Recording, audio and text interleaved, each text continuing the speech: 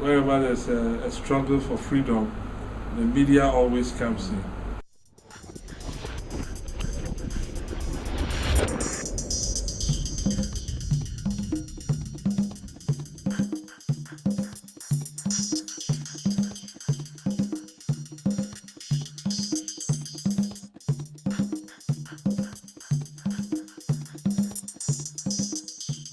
Well, we had about 8 weeks here at Duke to prepare before we went, so we spent a lot of time in sort of an intensive study of Ghanaian history, of Ghanaian law.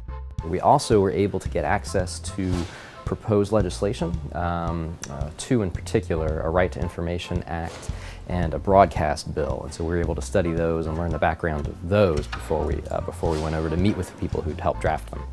We met every week and we covered different topics, starting with general Ghanaian history and then focusing more specifically on the history of the media in Ghana.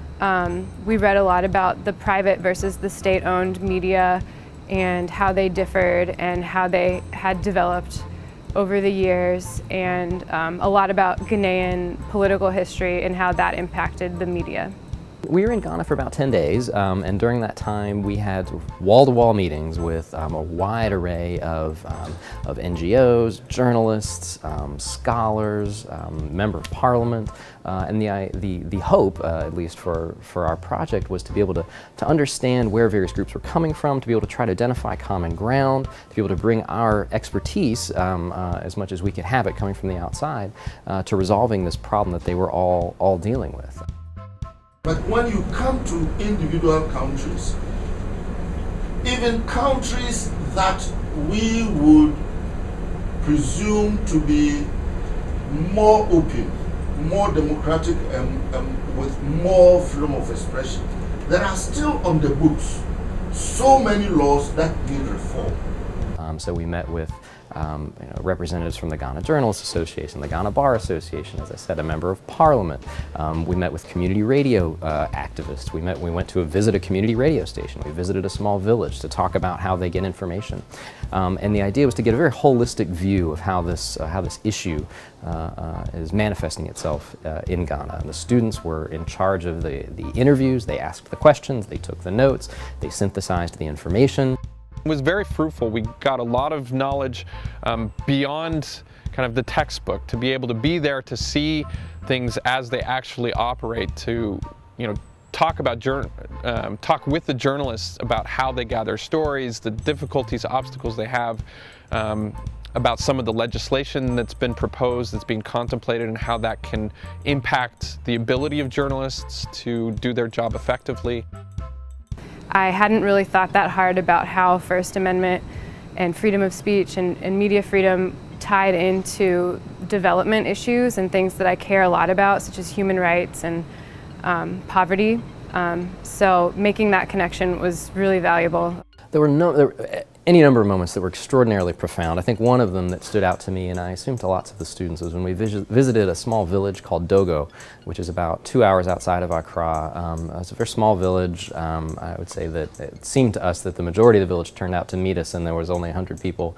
And we were talking to them about how they communicate, how they get their information, both how they get their information and how they share it through broadcast media or whatever else. And it was just fascinating to hear the degree to which people were dependent on community radio stations. And we visited the community radio station there, just a small building, a single tower, which was really working to translate national and local news into the relevant dialects for the area, the relevant languages, and to communicate news that would be useful to people in their daily lives. And it was, I think, for all of us, a real insight into the power of media, even in a country where people are struggling day to day just to put food on the table.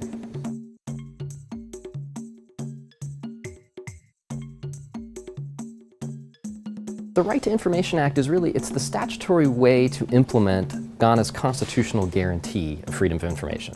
And this Freedom of Information Act would detail that. It would explain what kinds of national security information, for example, the government could hold back, what money you have to pay in order to get information, and so on. So it's the implementing legislation for that constitutional right.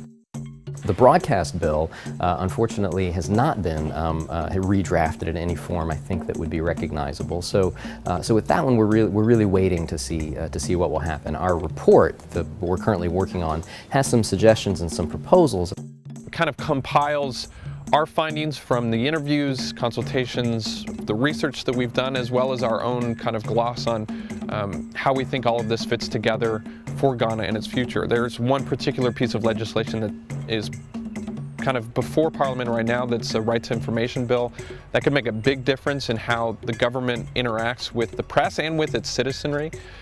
So we've provided some kind of analysis, some context to that particular piece of legislation that hopefully going forward will be helpful to all the people that care about this issue in Ghana. As we were here at Duke, we were doing the kind of background research that you have to do to work on any project or any case, just understanding the facts on the ground. It was a very intensive kind of, the kind of work you would do if you were working on a trial. In country, we were meeting with the various stakeholders who were involved, and that I think is relevant to anybody who's ever going to work in negotiation, anybody who's ever going to work on a, to work on a case, to work with a client to resolve a particular issue. That's what we were doing, is trying to figure out how to negotiate a disputed legal issue, try to draft legal language that could bring parties together. And I think that's the essence of what many of these students will end up doing in their careers as lawyers. That attention to detail, the understanding of the facts, the understanding of parties' needs, is really the essence, I hope, of what they'll take away. It's such a valuable experience to be able to, in a classroom setting, go to another country, to another culture, and study things that are just as relevant there as they are here, in many of the same ways. And be able to incorporate that into my legal education is just really special.